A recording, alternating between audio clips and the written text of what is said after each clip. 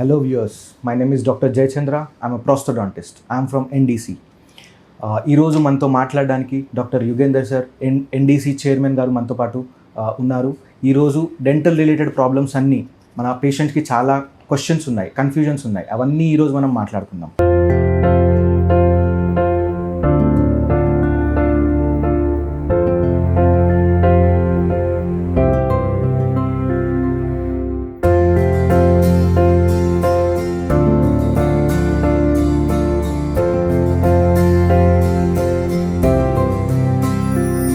Hello sir, good morning. Hi Jayachandra. పేషెంట్స్తో మనం డైరెక్ట్గా ఇంటరాక్ట్ అయినట్టు ఉంటుంది అనేసి ఉద్దేశంతో మనం ఈ కొత్త సెగ్మెంట్ స్టార్ట్ చేసాము. ఎనీవే ఇది డెఫినెట్లీ పీపుల్కి అవేర్నెస్ రీచ్ అయ్యి వాళ్ళకి యూజ్ అయితే చాలా హ్యాపీ డాక్టర్. సెకండ్ పాయింట్ ఏంటంటే మనం ఇప్పుడు డిస్కస్ చేసేది కూడా మేజర్ పేషెంట్స్కి ఏ విధంగా ఏ కంప్లైంట్స్ ఉన్నాయి, ఏ అవేర్నెస్ కావాలి అనే దాని మీద మనం మెయిన్ మాట్లాడుతున్నాం. మన దగ్గరికి వచ్చే పేషెంట్స్లో ఇంకొక కామన్ క్వశ్చన్, ఒక్కసారి రూట్ కెనాల్ చేసిన తర్వాత మళ్ళీ అదే పంటికి ఏమైనా ఇన్ఫెక్షన్ వచ్చే ఛాన్స్ ఉందా, వస్తే ఎప్పుడు వస్తుంది, దాన్ని అవాయిడ్ చేయాలంటే ఎలా? ఖచ్చితంగా 100%. మీరు అడిగేది ఎలా అంటే బస్సులో పోయే వాళ్ళందరికీ యాక్సిడెంట్ అవ్వదు, కానీ ఎవరో ఒకరికో ఇద్దరికో అవుద్ది. సో అలాంటిది రూట్ కెనాల్ ట్రీట్మెంట్ చేసిన వాళ్ళందరికీ ఇన్ఫెక్షన్స్ రావు, ఒకరికి ఇద్దరికి ఎక్కడో వస్తుంది. అది వాళ్ళు ట్రీట్మెంట్ జరిగేటప్పుడు ట్యాబ్లెట్స్ పర్ఫెక్ట్గా వాడకపోవడము, లేదంటే మళ్ళీ ట్రీట్మెంట్ అయిన తర్వాత ప్రాపర్గా మెయింటైన్ చేయకపోవడము, హైజీన్ మెయింటైన్ చేయకపోవడం, ఇలాంటి రకరకాల రీజన్స్ వల్ల ఇన్ఫెక్షన్ వస్తుంది. ఆ ఇన్ఫెక్షన్ వచ్చేదాన్ని మనం కంట్రోల్గా ఉండాలంటే మనము తగు జాగ్రత్తలు తీసుకుని ఆ టైంలో కూడా ప్రాపర్ యాంటీబయాటిక్ వాళ్ళు కోర్స్ ఇచ్చినప్పుడు ఆ కోర్స్ అని పర్ఫెక్ట్గా వాడితే ప్రాబ్లం ఉండదు. మరి వస్తే ఏం చేయాలి అని అంటే డాక్టర్ని కలిస్తే ఇమీడియట్గా నొప్పి వచ్చింది కదా అని పోయి మెడికల్ షాప్లో పోయి ట్యాబ్లెట్ వేసుకోవడం వల్ల అక్కడికి పెయిన్ కంట్రోల్ అవుతుంది తప్ప కానీ లోపల ఇన్ఫెక్షన్ మాత్రం గ్రోత్ అవుతూనే ఉంటుంది.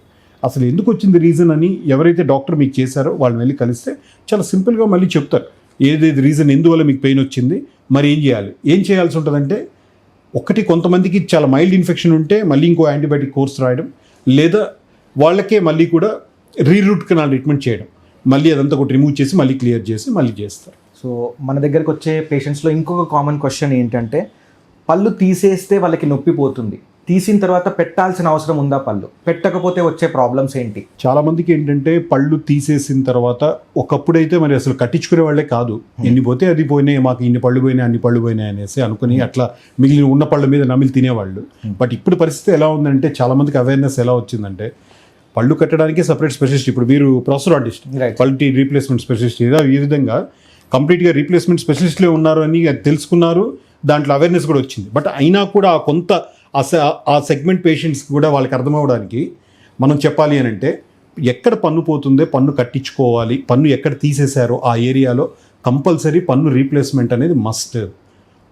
ఇద్దరు చేయాల్సిన పనికి ఒక్కరు చేయాల్సిన పనికి ఎంత డిఫరెన్స్ ఉంటుందో పన్ను లేకపోతే ఆ పన్ను లేకపోవడం వల్ల పక్కనున్న పళ్ళకి మీద ఒత్తిడి ఎక్కువ పడి అవి కూడా వీక్ అవుతాయి. వీక్ అవడమే కాకుండా ఎక్కడ పన్ను లేదో ఆ ప్లేస్లోకి ఆ పళ్ళు ఇటువైపు జరుగుతాయి. దాన్ని మీజల్ డ్రిఫ్టింగ్, డిజిటల్ డ్రిఫ్టింగ్ ఇవన్నీ అంటారు.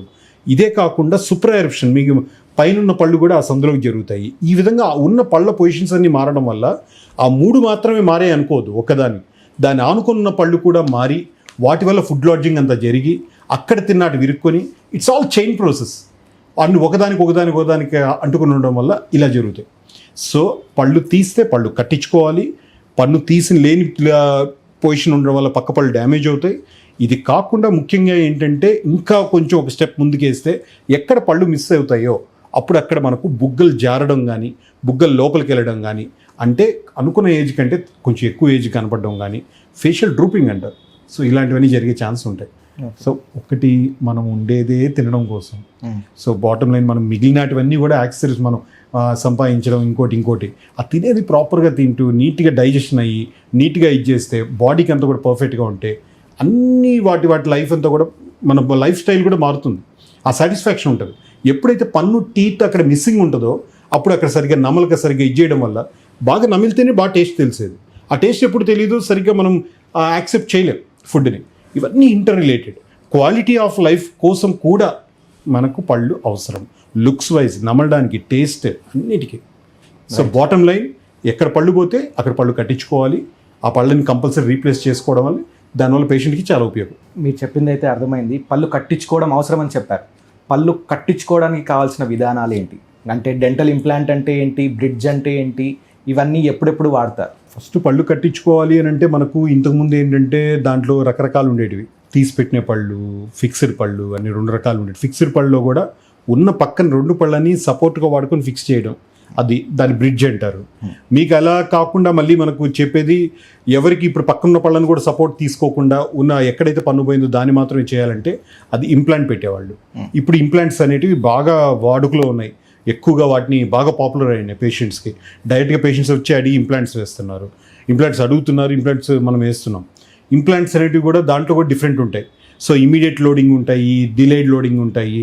సో అవన్నీ పేషెంట్ బోన్ బట్టి, చిగురు బట్టి, వాళ్ళ ఎక్స్రే చెక్ చేసిన తర్వాత ఆ పరిస్థితి బట్టి, వాళ్ళ కండిషన్ బట్టి దాన్ని ముందుకు తీసుకెళ్తారు.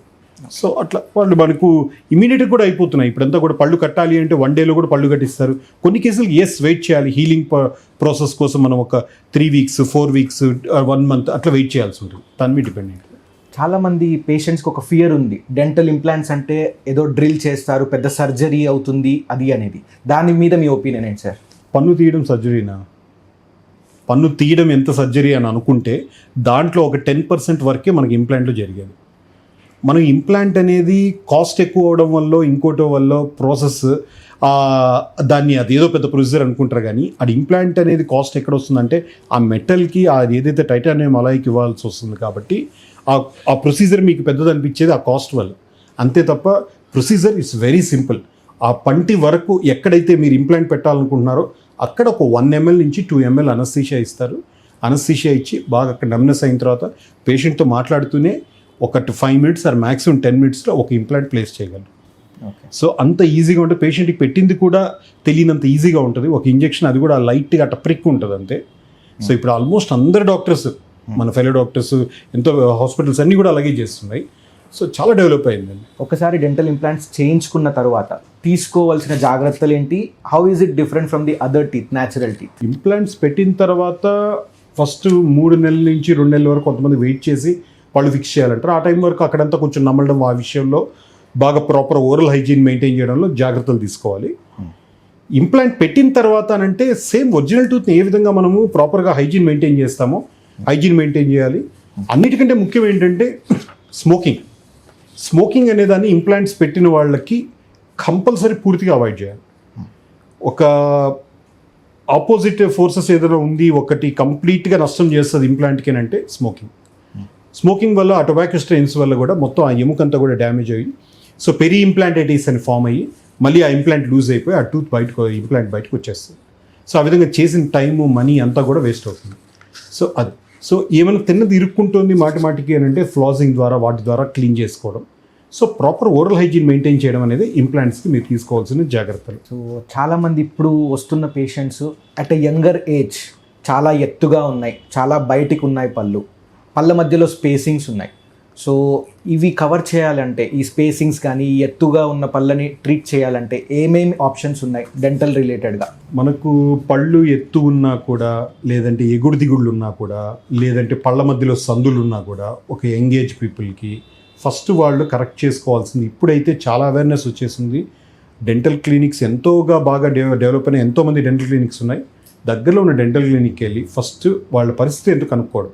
అది కూడా దీంట్లో తల్లిదండ్రులు చొరవ ఇంపార్టెంట్. దీంట్లో తల్లిదండ్రులు వాళ్ళ పిల్లల్ని వాళ్ళకి ఏదో కొంచెం అమెరికా సరిగ్గా లేదు అని అనుకుంటే అది కొంతమందికి 7వ సంవత్సరం తెలుస్తుంది, కొంతమందికి 8వ సంవత్సరం తెలుస్తుంది, కొంతమంది 10వ సంవత్సరంలో ఏముందిలే చూసుకున్నాంలే, ఇవి పాలపడలే కదా. కాదు, వాళ్ళకైనా కూడా 6 monthsకి ఒకసారి చెకప్ చేయాలి, చూపించుకోవాలి. పోతే వాళ్ళకి అప్పుడు వాళ్ళ అవసరం బట్టి వాళ్ళకి అప్పుడు డాక్టర్ సజెస్ట్ చేస్తారు. ఆ సందులు మామూలు అయినా న్యాచురల్గా వచ్చినట్టుగా అవి కవర్ అయిపోతాయా ఏజ్ అనుకొద్ది, లేదా వాటి గురించి మెయింటైన్ చేయాలా. కొంతమంది పిల్లలకి ఆ చిన్న ఏజ్లోనే హ్యాబిట్స్ ఉంటాయి.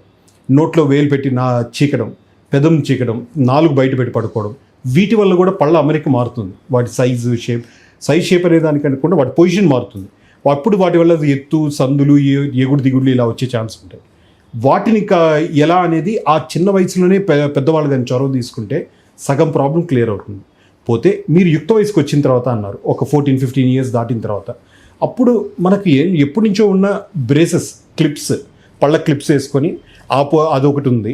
ఖచ్చితంగా మీకు పళ్ళు మూవ్ అవుతాయి. వాటిల్లో కూడా 2-3 రకాలు ఉన్నాయి. వాటిలో కూడా ఇంతకుముందు బెక్స్ టెక్నిక్ ఉండేది, అది ఇప్పుడు వాడట్లేదు. ప్రజెంట్ స్ట్రైట్ వై టెక్నిక్ కానీ లేదా సెల్ఫ్ లైగేటింగ్ కానీ ఈ 2 పద్ధతుల ద్వారా పళ్ళని సరి చేస్తున్నారు. అది కూడా పంటి కనిపించకుండా ఉండే సిరామిక్ క్లిప్స్ వేసి, అంటే ఓ 10 మంది చూస్తే ఒక 6 నుంచి 7 మంది వరకు కనుక్కోలేరు వాళ్ళకి పెట్టారా లేదా అనేది.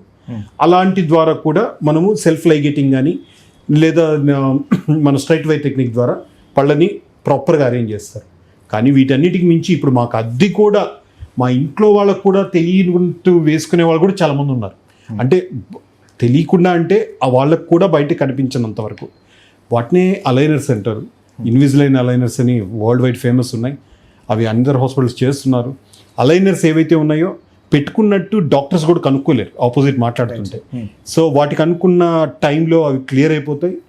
కానీ వాటికి ఉన్న ఇప్పుడు కొంతవరకు ఒక చిన్న ఇదేంటంటే కాస్ట్. ఆ కాస్ట్ అనేది ఇప్పుడు ఈ మధ్యకాలంలో బాగా తగ్గింది కూడా, అందరికీ అందుబాటులో వచ్చేసింది. దాంట్లో మేజర్ కంఫర్ట్ ఎక్కువ. సో ఈ క్లిప్స్ అనేది కనిపిస్తుంది, గీసుకుంటుంది, ప్రతి నెల మనం కలవాలి. అదే దీంట్లో అయితే అలైనర్స్లో డాక్టర్ని కలవాల్సిన అవసరం చాలా తక్కువ. ముందుగానే వాళ్ళకి ప్రాపర్గా స్కాన్ చేసి ఎలా ట్రీట్మెంట్ పూర్తయిన తర్వాత ఎలా ఉంటుందో కూడా ముందే చూపిస్తారు. అది చూపించిన తర్వాత వాళ్ళకి ఎంత సెట్స్ ఇస్తారు, సెట్స్ ఇచ్చేసి 15 డేస్కి ఒకసారి వాళ్ళకి ఎన్ని సెట్స్ వస్తాయనేది ఇచ్చేసిన తర్వాత 15 డేస్కి ఒకసారి సెట్స్ వాళ్ళు పెట్టుకొని కంప్లీట్ చేసుకొని ఎక్కడైనా మధ్యలో అవసరం అయితే డాక్టర్ని కలుస్తారు. సో వాళ్ళు అన్నీ తినొచ్చు, అన్నీ తీసేసి వాటి పాటికి వాళ్ళు తినొచ్చు, కంఫర్ట్ ఎక్కువ. ఇప్పుడు మనం మాట్లాడింది బిలో 10, బిలో 15 ఇయర్స్.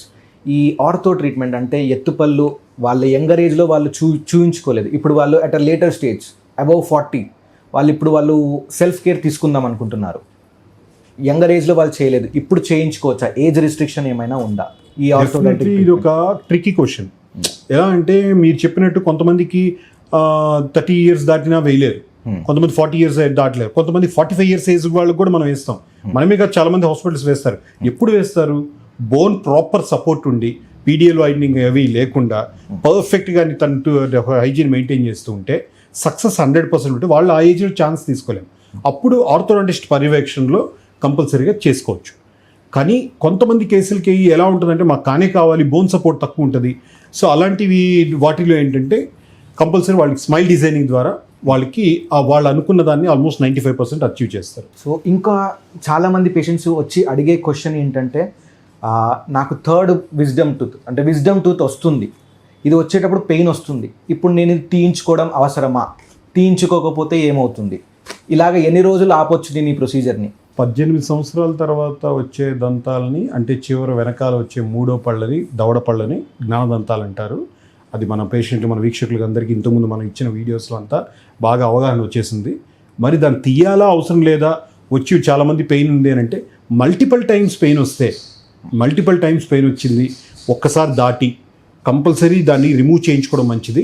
కానీ అందరూ కొంతమంది ఏంటంటే జ్ఞానదంతాలు అని అంటే భయపడ్డము, ఇది చేయడం. ఇప్పుడంతా ఓరల్ మ్యాక్సిలోఫేషియల్ సర్జన్స్ అని ఉన్నారు, దానికంటే సపరేట్ డిపార్ట్మెంట్ ఉంది. ఆ డిపార్ట్మెంట్ వాళ్ళే డాక్టర్ని కలుస్తారు. సో ఆ డాక్టర్ని కలిసేసి వాళ్ళు ప్రాపర్గా దాంట్లోనే వాళ్ళు ఎక్స్పర్టైజ్ అయి ఉంటారు, వాళ్ళన్నీ చూసి దాని ప్రకారం తీస్తారు. కానీ తీయాల్సిన అవసరం ఉందా అని అంటే ఎస్, అక్కడ మల్టిపుల్ టైమ్స్ కానీ ఒక 2 టైమ్స్ మించిగా రిపీటెడ్గా కానీ వస్తుందంటే సమ్ టైమ్ ఓపర్కలెక్టమీ అని చేస్తారు. అక్కడ పైన చిగురు కట్ చేసి దానికి ఒక స్పేస్ క్రియేట్ చేసి హైజీన్ మెయింటైన్ చేస్తే కూడా పెయిన్ కంట్రోల్ అవుతుంది. కానీ మెజారిటీ ఆఫ్ దాంట్లో ఇప్పుడు చాలా కంట్రీస్లో ఎలా ఉంటుందంటే వాళ్ళు ఒక ఏజ్ వచ్చిన తర్వాత వెళ్ళి జ్ఞానదంతాలు తీయించేస్తుంటారు. సో రీజన్ ఏంటంటే వస్తాయి ఈ పెయిన్ అనేసి. బట్ ఇక్కడ మనం ప్రతి పేషెంట్కి వచ్చిన వాళ్ళకి మీకు జ్ఞానదంతం వచ్చింది, భవిష్యత్తులో నొప్పి వస్తుంది, తీయించుకోండి అని మనం మాట్లాడలేం. అది తప్పుగా అర్థం చేసుకునే ఛాన్స్ ఉంటుంది. కానీ నొప్పి వచ్చిన వాళ్ళకైతే మనం చెప్పాలి. అది కూడా ఫస్ట్ టైం ఒక ఛాన్స్ ఇవ్వచ్చు. కానీ సెకండ్ టైం, థర్డ్ టైం మళ్ళీ రిపీట్ వస్తుందని అంటే వాళ్ళకి అప్పటికి యాంటీబయాటిక్స్లో కవరేజ్లో వాళ్ళకి కొంతవరకు కంట్రోల్ చేపించి మరి ఎప్పుడు కావాలంటే అప్పుడు తొందరగా వచ్చి తీయించుకోమని మనం చెప్పడానికి ఇచ్చేయాలి. Okay sir, thank you so much. ఇప్పటివరకు పేషెంట్స్కి ఉన్న కన్ఫ్యూజన్స్ అన్నీ క్లియర్ అయ్యాయి. నెక్స్ట్ మళ్ళీ ఒక సెషన్లో ఇంకా కొన్ని క్వశ్చన్స్తో మళ్ళీ మీ ముందుకు వస్తాను. అదే మన యూట్యూబ్లో కూడా మన వీడియోస్లో చాలా కమెంట్స్ ఉన్నాయి జయచంద్ర. మనం ఒకసారి మన వీళ్ళతో మన టీంతో ఒకసారి చెప్పి ఆ క్వశ్చన్స్ అన్నిటిని కూడా తీద్దాం, దాన్ని మళ్ళీ మనం ఒకసారి డిస్కస్ చేద్దాం.